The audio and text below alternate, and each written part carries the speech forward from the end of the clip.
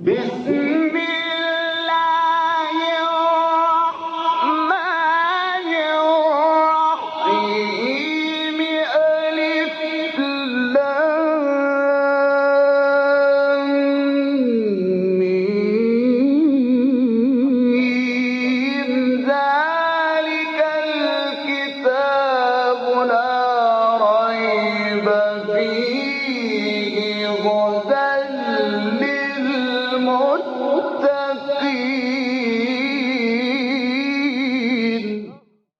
Interpretation of the Holy Quran. Bismillah ar-Rahman ar-Rahim. In the name of Allah, the Beneficent, the Merciful. With the help of Allah, we begin a brief commentary of Quran. We got to chapter Nisa, the fourth chapter of Quran, which is revealed in Medina. It has 176 verses. Please listen to verse 114. لا خير في كثير من نجواهم إلا من أمر بصدقة أو معروف أو إصلاح بين الناس ومن يفعل ذلك ابتغاء مرضات الله فسوف نؤتيه أجرا عظيما. There is no good in most of their secret counsels except who enjoins charity or goodness or reconciliation between people, and whoever does this seeking Allah's pleasure, we will give him a mighty reward. In this verse, Allah criticized those who talks in public secretly with each other. They talk in such a way that nobody will understand, will hear their voice at the same time that they are looking at them. Allah says most of the time when you are doing in public such a things, it is very bad.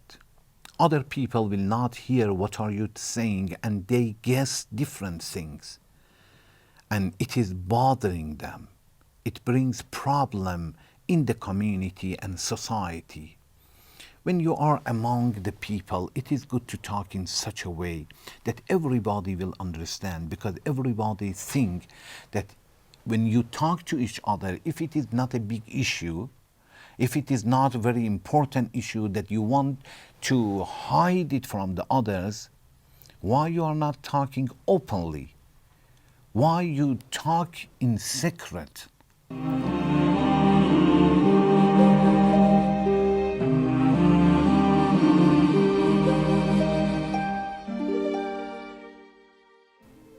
Allah says, لا خير في كثير من نجواهم.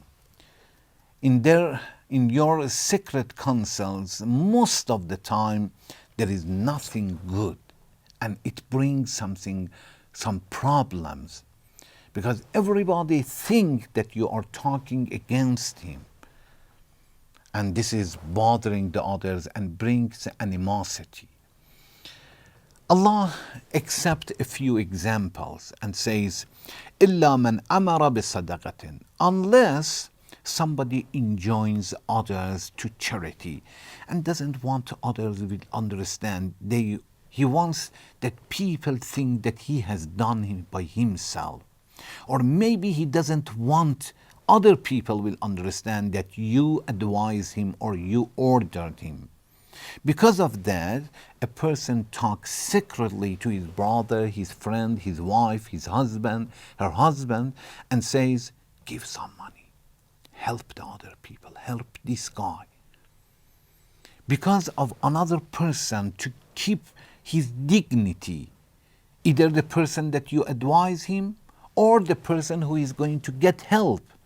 Because of such a good reason, yes, you talk secretly, and Allah says, in that case, that is okay. You can counsel secretly in such a situation and talk privately, whisper with others. أو معروف, or you enjoin others to do something good, not necessary to give money as a charity. For example, he does something bad, wrong, in the community and he doesn't understand himself. Others are looking at him and this is very bad. You tell him, Mr. X, be careful. You are doing something wrong. This is better not to talk about this issue. This is very bad for the community. You want to tell him that don't give such a news to others. There are some people in the community who are sick. Somebody is listening to you and he has a heart problem. Be careful. They are good issues. Allah says, unless enjoin others to ma'ruf. Ma'ruf means goodness, something good. In these circumstances, that is okay if you talk to your brother privately, secretly, that is okay. This is second circumstances. Third, أو إصلاح بين الناس. Or you want to have a reconciliation between people. Two brothers, two sisters, two family have problem with each other. And you want to talk about each group, each person, to solve the problem. Sometimes it is necessary to talk to each person privately, in secret, to understand what is the problem and think how you should solve it.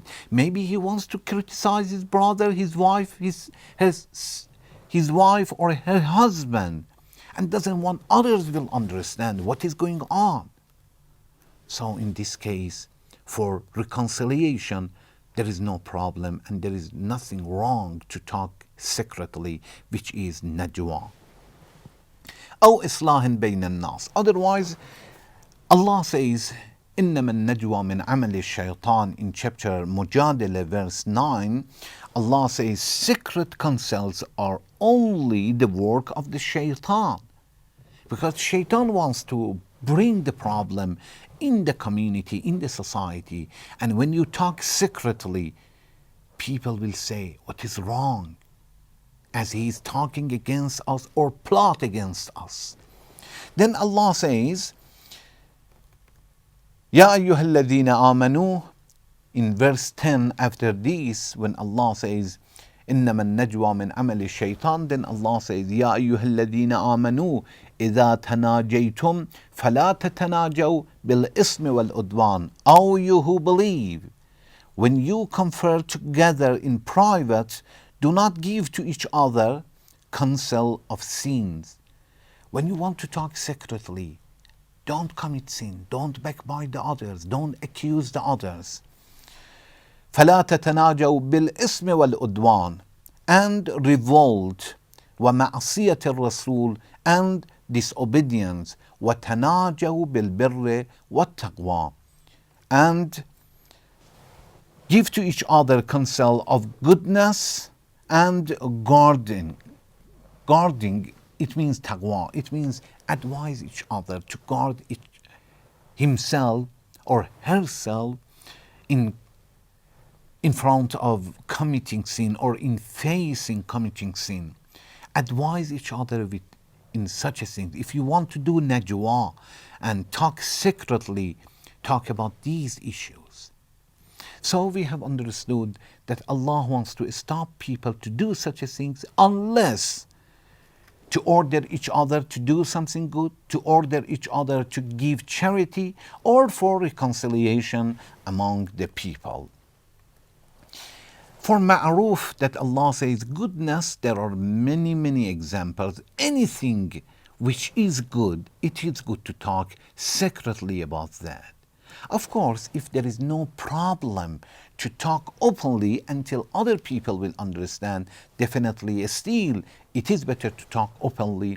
But if there is a good reason to talk secretly, then Allah says najwa is allowed. Najwa, which is secret talks, is allowed. Inshallah, in next section, I would like to talk about some messages that we can get from this verse. Thank you very much for watching. Wassalamu alaikum wa rahmatullahi wa barakatuh.